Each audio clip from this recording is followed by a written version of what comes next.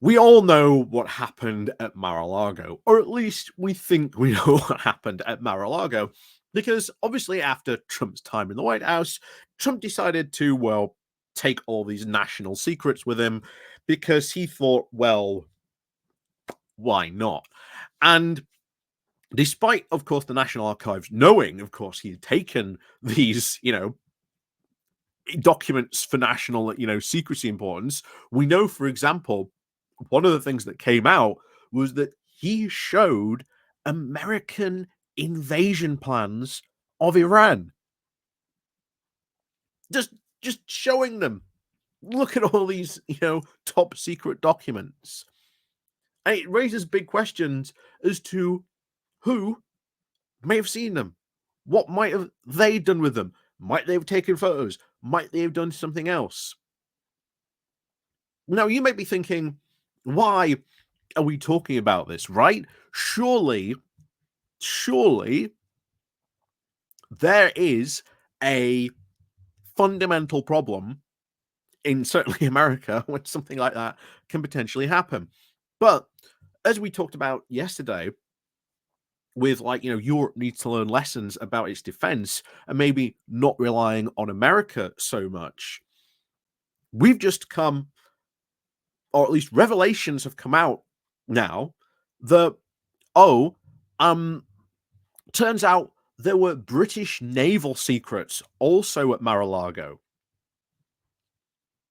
So not only is Mar-a-Lago or at least this Trump Mar-a-Lago story, a massively damaging for, American national security structures and information, turns out also a big blow to British national security information.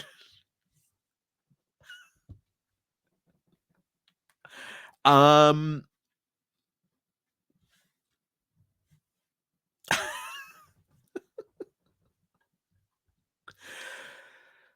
so yeah,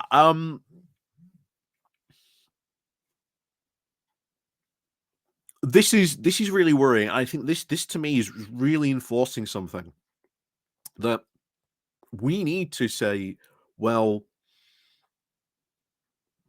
as much as we would like to rely on America, we are going to have to build up a resilience and a lessen our dependency on America, because as the whole Trump presidency has shown, as the threat of a potential another Trump presidency now shows, America may not always be our closest friend and ally. And if we were to say, maybe, I don't know, push the Article 5 button, if someone like Trump's in charge, they may not respond.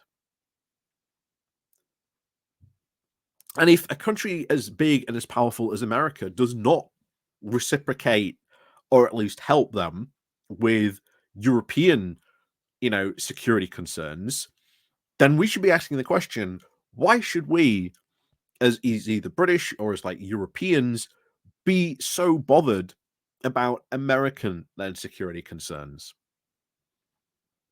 And it opens up a whole series of conversations. It really fundamentally does, especially on this. But we're going to go into these new claims from this book that have come out, and yeah, I think this a whole lot of questions need to be answered about this, because Trump may have leaked British naval secrets to who we don't know.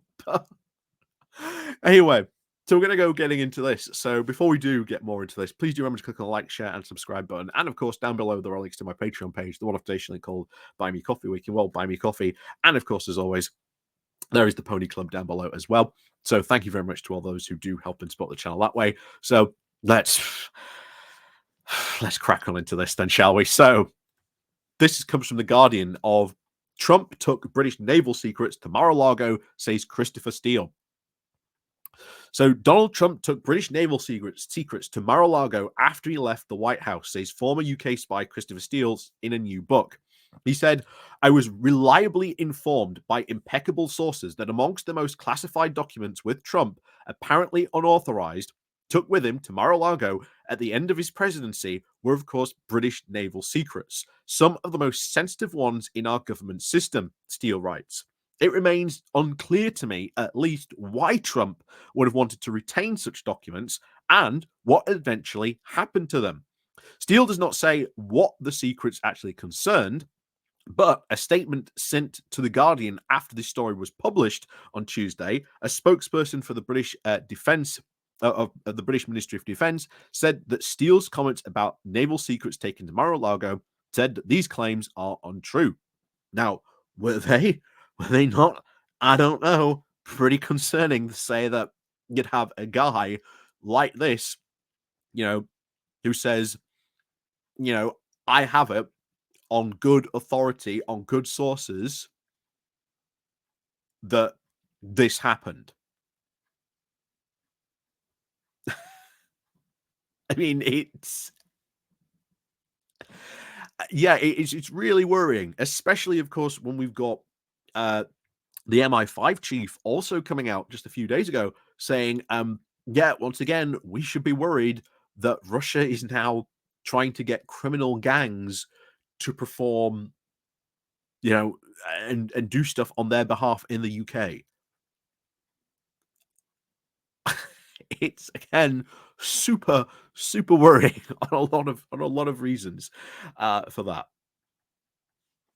So, a former MI6 agent, Steele became very famous as the author of a dossier of often unverified information on Trump and his links to Russia, which caused a media sensation after the 2016 election, in which Trump beat Hillary Clinton in now a historic upset. The dossier, of course, has been subject to much controversy ever since, but a U.S. investigation under Special Counsel Robert Mueller did establish that Russian interference in an election to boost Trump details extremist links and between the former president and, of course, Moscow to produce numerous incidents and convictions. Steele's book, Unredacted Russia, Trump and the Fight for Democracy, was published on Tuesday, but a little month over from the election of Trump potentially returns to the White House, to the Oval Office, against his Democratic candidate, the race now unfolds amid warnings now of further Russian efforts to help him, including from Mueller himself. Trump's retention of the classified documents after leaving power back in 2021 was the subject of an FBI raid on Mar-a-Lago, and of course over 40 criminal charges brought by the special counsel Jack Smith. That case was then thrown out in June by Elia Cannon, a Florida judge appointed under Trump. Smith has, of course, since appealed. The Trump, of course, was convicted on, of course, 34 criminal charges in court of the hush money payments to an adult film star. His attempts, of course, to overturn the 2020 election are, of course, still subject to 4 federal criminal charges and, of course, 8 in Georgia. And, of course, Trump was previously reported to have been discussing U.S. nuclear submarines at Mar-a-Lago with now an Australian billionaire who, of course, then shared this information reporting of that incident, but did not mention, of course, British naval secrets. Of course, we should be worried about this. Is what if Trump does get in? Well, fundamentally, the relationship between the US and the UK, and really between the rest of Europe, has to fundamentally change quite significantly.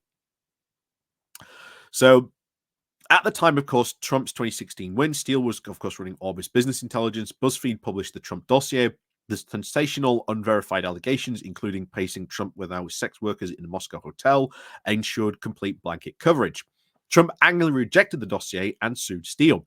The case was then thrown out this year, but Trump was ordered to pay costs, and Order Steele says he has not been met. Steele, of course, now writes that the day after the 2016 election, he felt very disturbed and afraid for democracy, for the United States and the world at large, as he now feels that these warnings about Trump and Russia fell on deaf ears. Well, certainly a number of them definitely have. He said, "We're no longer even on good terms with the FBI. We have tried to warn them, and of course the public, about Trump and Russia, but we have failed. How long would it be before Trump himself found out about our reporting and about us? How would then he respond? Chaos is about to break out, I thought." He and his partner says that they felt now a fresh duty that we needed to tell the British government and about our work, because Trump's election could pose a direct threat to UK national interests. If Trump were compromised, the British government needs to know. And that is true. bear in mind, the US president is one of the most powerful people in the world. If he is being compromised by another foreign government, then that is information that we need to have. We need to make sure that any dealings we then would have with a potential future President Trump are, conducted in that way, that this man has been compromised. You know? So Steele says he, of course, visited Charles Fair, the British of the chair of the British Joint Intelligence Committee, who circulated the summary of Steele's findings amongst the key people in government, including senior British officials and ministers. But Steele writes, repeating his testimony to MPs of the Conservative government, then led by Theresa May, to chose to sit on that information and completely avoid alienating now the incoming American president. Steele said he had been briefed about May before, but says she was clearly worried about alienating Britain's most powerful ally. It was very cowardly behavior, in my opinion, and of course wrong. There had been very now close to the United States, but there, of course, there is being close to the United States to such an extent that one's own national security is jeopardized. That's a very valid point. I think potentially we are reaching that conversation, or at least that conversation should be had. In the UK government, if you're looking at a potential Trump win, if he does win, fundamentally you're going to find the UK a lot closer to Europe, a lot closer to Europe. I can tell you that. So it continues. Steele also discusses the reported occasion on May of 2017, when Trump shared, quote, top secret intelligence allegedly about an Israeli asset working inside the terrorist group ISIS with Sergei Lavrov, the Russian foreign intelligence minister. Sources say that Steele believes Russia then told Iran, which tipped off ISIS, leading to the death of the asset. Steele then, of course, cites now an impeccable source saying that Trump took documents concerning British naval secrets to Mar-a-Lago. He also says that the British government knew of these links between Trump and Moscow before his intervention, as the Australian government reported the activities involving a Trump advisor, George Papadopoulos, back in 2016. So, once again, it's terrifying that there seems to have been this information and it not have been acted on. So the long delayed, of course, British report on Russian interference was published back in 2020, which by the time May had been succeeded by then Prime Minister Boris Johnson. The Labour Party, then opposition, said that the report's authors, now a cross-party group of MPs and peers, had shown the scale of the shortcomings of the government's response to maintain our national security in the face of what was very clear and significant threat from Russia. Steele still calls May's decision to stay close to Trump at best denial and at worst irresponsible. The British government had decided to pretend that Trump was now a normal president-elect and that he had not been helped in his victorious campaign by Russia, and that he and his team could be trusted with the most sensitive and life-or-death information that governments hold. As we saw later, they could not. So, very, very worrying on that. Very, very worrying on that part.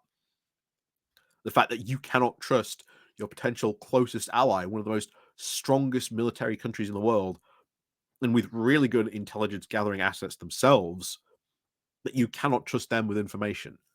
Because as you saw there, Trump gave that information to Sergei Lavrov, which he then passed it on to Iran, which then passed it on to ISIS, leading to the death of an asset. Yeah. Like, my word. I really hope Harris wins. I really hope Harris wins on this one. So, speaking to the Washington Post, which interviewed Steele, of course, this week, Trump spokesperson Stephen Chung said, "Any new information by this foreign agent who peddled the debunked Steele dossier should be wholly dismissed.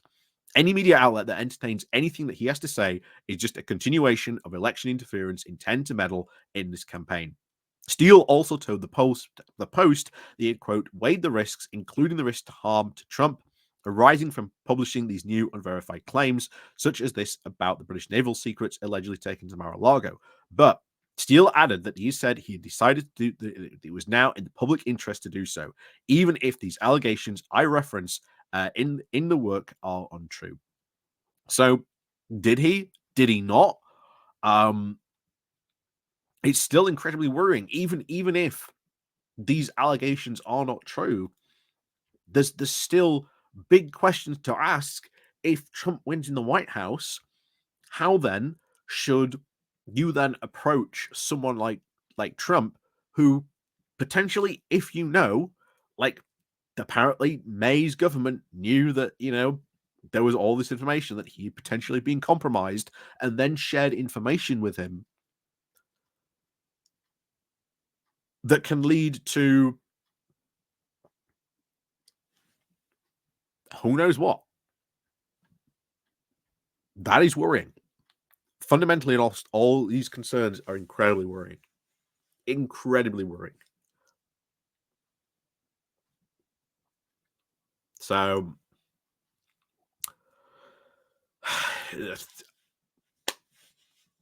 yeah, completely normal. Completely normal, right? God, God, please let Harris win. Please, just. Anyway, as always, thank you very much for watching, and of course, as always, we'll see you all next time.